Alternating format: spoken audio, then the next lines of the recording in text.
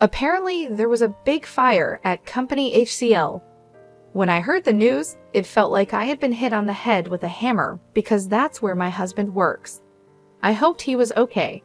I called him, praying he had escaped the fire. The phone rang, and then I heard his voice say, "Hello. Eric, where are you? Are you safe?" I asked, my voice getting louder with relief. He sounded annoyed and said, "What's the matter with you? Why are you talking so loud? I'm at work. Don't call me while I'm working." Then he hung up. At least he wasn't involved in the fire, but his response was strange. "My name is Lisa, and I'm 35 years old. I'm a nurse and work has always been the main part of my life. I got married 6 years ago when I was 29. I felt lucky to get married just before turning 30. I met my husband Eric through a mutual friend. We hit it off right away and have enjoyed our married life in company housing. We've been married for 6 years, but we don't have any children yet. I believe we can build a happy family together." Eric is sometimes self-centered, but he's generally a kind and good person. He shows his love to me, and I feel safe with him. However, lately he's been very busy with work, even working on his days off. He seems tired and doesn't pay much attention to me at home. After dinner, he sits on the sofa with the TV on, but doesn't watch it. He looks at his phone all the time, using the TV as background noise. When I talk to him, he only responds with "yeah" or "oh" or something like that. I thought maybe I said something to make him upset, but I decided he was just tired from his busy work schedule. If he was that tired, I would make sure to bring him lunch and prepare dinner every day. I tried to make our daily lunch and dinner nutritious and well-balanced. Then one day, something strange happened. The day before, a coworker called me to ask if I could switch from the night shift to the day shift. So I suddenly had to change to the day shift. I had originally told my husband I would be working the night shift, so I thought I should tell him about the change. But I was busy and ended up emailing him on the same day. I emailed him, saying that I had switched to the day shift and would make dinner and wait for him. But he didn't reply. I thought he was busy at work, so I focused on my own work too. But even after I finished work, he still hadn't responded. He used to reply quickly, even using emojis sometimes. But this time, he only read my message and didn't reply. Is he working so hard, or is this just what happens after 6 years of marriage?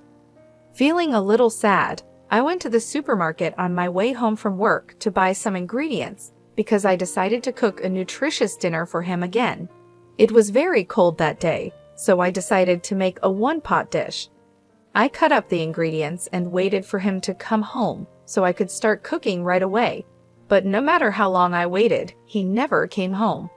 He usually arrives home at 8 p.m., but when he finally came home, it was already 10 p.m. "Welcome back. You're home late. Did you have to work overtime?" "Oh yeah, but did you have to work the day shift suddenly?" Yeah. A coworker had an emergency. I was a little late in telling you." "I see. Well, I guess you couldn't help it, but it's a little annoying that you told me on the same day. I might have had plans for a drink or something." "Oh, you're right. I'm sorry." I said that and turned on the stove for the pot. "Oh, you haven't eaten yet?" "No, I thought I'd wait for you." "Well, thanks, but next time you don't have to wait for me." I felt a little sad hearing my husband say that. I waited for the hot pot to boil. It started to simmer, so I served my husband's portion, then mine. I was starving after waiting for him all this time. I was enjoying the hot pot, thinking it was delicious. Then I noticed my husband wasn't eating much. "What's wrong? You don't seem to be eating much," I said. He looked a bit confused and replied, "Oh yes. Actually, I was working late, and a junior colleague bought me a rice bowl, so I'm not really hungry." Okay. You should have told me that before I started making the hot pot," I said, feeling a bit upset. He seemed to notice my mood and said, "Okay, put my portion in the fridge. I'll eat it tomorrow morning," trying to cheer me up. Then he lay down on the couch. A few minutes later, he got up and suddenly said, "I'm going for a walk." "That's unusual," I said. I haven't been getting enough exercise lately, and I've been working late, so I need a change of pace, he answered as he began to get ready to go out. I felt a little empty sitting alone at the table eating the hot pot, so I put my portion in the fridge too. I felt like I had eaten too much, and my husband and I hadn't spent much time together lately, so I decided to go for a walk with him. But he refused and said it's not good to move just after eating. He also said he wanted to go for a long walk alone. He ended up going out for a walk by himself. I thought his behavior was suspicious, so I secretly followed him. My fear turned out to be true. Despite my voice, my husband was walking with great enthusiasm. He stopped in front of the park, a bit far from our house. He looked around and seemed to be communicating with someone on his phone. I wondered who he was talking to. A few minutes later, a car pulled in. My husband approached the car and started talking lightly with the person in the driver's seat. It was dark and hard to see, so I couldn't make out much more. I got closer to the car and saw the person in the driver's seat. She had long curly hair and glossy lipstick. It was a woman, laughing happily as my husband got into the passenger seat. He was totally having an affair, right? By the time I thought that, the car had already driven away. I stood there for a while stunned. Then my husband sent me a text message saying he met someone he knew and would be home a little late. Someone he knew just out of nowhere. I didn't believe him at all. He had said he had already eaten and didn't have an appetite. But it was past 3 a.m. when he came home. He didn't even notice that I was awake. He seemed tipsy and went to the kitchen to drink a glass of water. After that, he often worked overtime only when I was on the day shift. We always had a hard time matching our off days, but now it's even harder. Yesterday he worked overtime, and today he has to work on his day off. But is it really work? I wonder if he's meeting the woman I saw that day. I can't help but think about it. I went online to look for information about detective agencies and found myself submitting an investigation request to the most reliable one. I felt guilty about investigating behind his back, but if nothing is going on, I could trust my husband again. So I decided to have them investigate. Waiting for the results of the investigation was really hard. My husband was as quiet as ever, and every time I saw his face, the woman was on my mind. I wanted to get a clear picture as soon as possible. Then something incredible happened. It was Saturday, and I was busy working as usual on the day shift. My husband was also at work on his day off. I was concentrating on my work, thinking that since we were both at work, I didn't have to think about anything else. Then I heard the sirens of a fire truck in the distance. The sound got closer and closer, louder and louder. Just when I thought they were passing by, I heard another siren. It wasn't just one fire truck, but 3 or 4 more. This must mean that there was a big fire nearby. I felt uneasy and worried. Then 2 of my colleagues came back from the hospital room with serious looks on their faces. They were talking about the fire. "You mean the fire?" I asked. "Yes, that's right. There was a big fire at Company HCL," one of them said. At that moment, it felt like I had been hit on the head with a hammer. That was the company where my husband worked. I quickly explained the situation to my colleagues and went to call my husband to make sure he was safe. "Please be safe," I thought as I dialed his number. Even though we hadn't been talking much lately, I always saw him off when he left for work in the morning. I prayed and hoped he had escaped from the fire. The phone rang, and then I heard his voice say, "Hello. Eric, are you safe?" I asked, my voice getting louder with relief. He sounded annoyed and said, "What's the matter with you? You're talking so loud. I'm at work. Don't call me while I'm working." Then he hung up. At least he wasn't involved in the fire, but his answer was strange. There was a fire with several fire trucks on the scene. How could he be working like that? Did he not go to work? Why was he so cold to me when I was worried about him? I was getting more and more angry. Maybe I had been seeing him off, just so he could go to another woman since we got married. Then I made a decision. I would leave that house. As soon as I got home, I started packing my stuff. When I looked in the mailbox, I saw that the results from the detective agency had arrived. I decided to leave the house with the results of the investigation. My parents helped me pack my things. The moving company would be here soon too. I had my things moved out right away. My husband didn't seem to know that I knew the truth. I didn't hear from him at night. I guessed he was staying with his lover the whole time. I packed a lot of my furniture and appliances for my single days. The room was almost empty and looked deserted. Staring at the room, I realized I had no lingering affection for this life. For now, I moved my belongings to my parents' house and looked for a new place to live alone. My husband finally called me the next day. "Hey, what's going on? Most of your stuff is gone." Of course, I moved out of that house. What? What were you thinking? When are you coming back? What about my food? What about the house chores?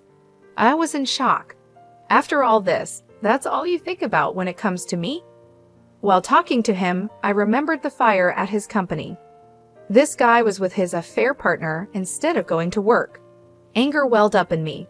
Why don't you get another woman to do that? Huh? What are you talking about? You were with a woman named Michelle today, weren't you? Huh? What are you talking about? I was working at the office. Oh, at the office? How long did you work today? It was a busy day. Even though I was working on my day off, it took me until late in the evening. I see. That's why I was so surprised that you moved out. Why don't you stop lying already? Huh? You lied about going to work, right? I wasn't lying. I was working. What's going on? How can you work until the evening when there was a fire in the office during the day?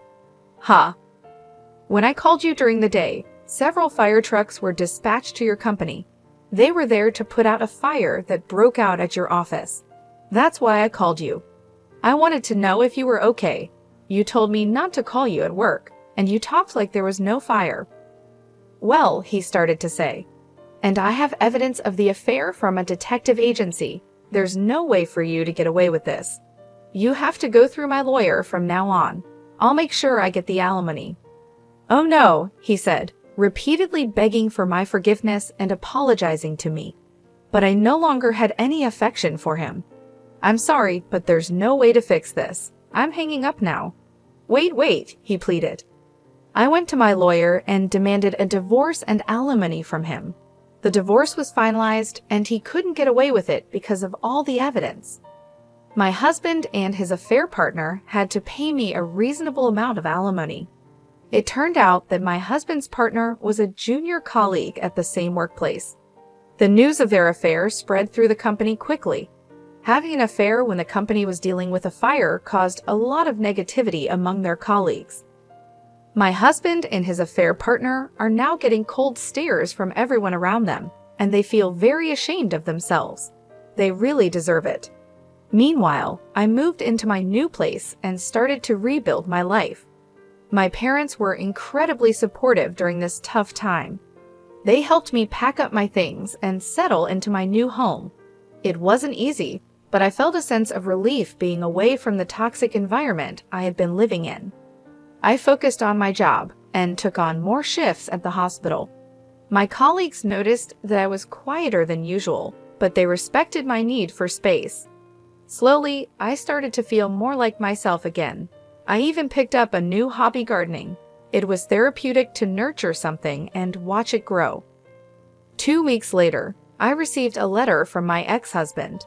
He apologized again and begged for another chance. He wrote about how much he missed me and how miserable he was without me. But his words didn't move me. I had made my decision, and there was no turning back. I replied briefly, telling him that I wished him well, but there was no chance of reconciliation. I hoped he would find a way to be happy, but it wouldn't be with me. It was time for both of us to move on. One day, I ran into an old friend from college. We had lost touch over the years, but it was nice to catch up. She had also gone through a tough breakup and understood what I was going through. We decided to meet regularly, and soon we became close friends again. It felt good to have someone to talk to and share my feelings with. Months passed, and I found myself in a much better place. The pain and anger I had felt started to fade, and I began to look forward to the future. I even started dating again, taking things slow and enjoying getting to know new people. My ex-husband's affair and the divorce were hard lessons, but they taught me a lot about myself and what I want in life. I learned the importance of self-respect and the value of true, supportive relationships. I knew that I deserved better and that I would never settle for anything less again. Life was starting to feel normal again, and I was grateful for the journey I had taken to get there. It wasn't the path I had expected, but it led me to a stronger, happier version of myself. And for that, I was thankful. Meanwhile, I moved to a new apartment and started living a comfortable single life. The new place is cozy, and I feel at peace here. I've been focusing on myself and enjoying the freedom of being on my own. I hope to meet a sincere man in the future, but I'm not in a rush. I'm taking my time because I want to find someone who truly respects and loves me. My job as a nurse is stable and fulfilling. It keeps me busy, and I find joy in helping others. This stability has given me the chance to focus on my personal growth and well-being without the pressure of jumping into another relationship too quickly. I've been spending my free time exploring new hobbies and interests. Gardening has become one of my favorite activities. It's therapeutic to watch my plants grow and flourish, much like I am. Looking back, I think about how she found out about her husband's affair. The fire at his company was unexpected and shocking, but it brought the truth to light. He shouldn't have had an affair to begin with, and it was only a matter of time before she found out. His actions were hurtful, and the consequences he faced were well-deserved. I've also started reconnecting with old friends and making new ones. It's nice to have a supportive social circle. We often go out for dinners, movies, or just have long chats over coffee. These interactions have been crucial in helping me heal and move forward. I've learned a lot from this experience. I've learned to value myself more and to recognize the red flags in a relationship. I've also learned the importance of taking things slow and not rushing into anything. This time, I want to make sure that my next relationship is built on trust, respect, and mutual understanding. For now, I'm content with my single life. I enjoy coming home to a peaceful, quiet apartment. I love having the time to read, cook, and just relax without any worries.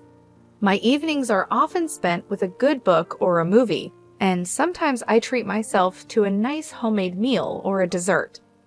I know that finding the right person will happen when the time is right. Until then, I'm focusing on making myself happy and living a fulfilling life. The journey has been tough, but it has also made me stronger and more self-aware. Enjoying my single life as a nurse has been a rewarding experience. I've grown a lot as a person, and I'm excited about what the future holds. I'm taking one day at a time and cherishing every moment. I know that when I do meet someone special, I'll be ready, and it will be worth the wait.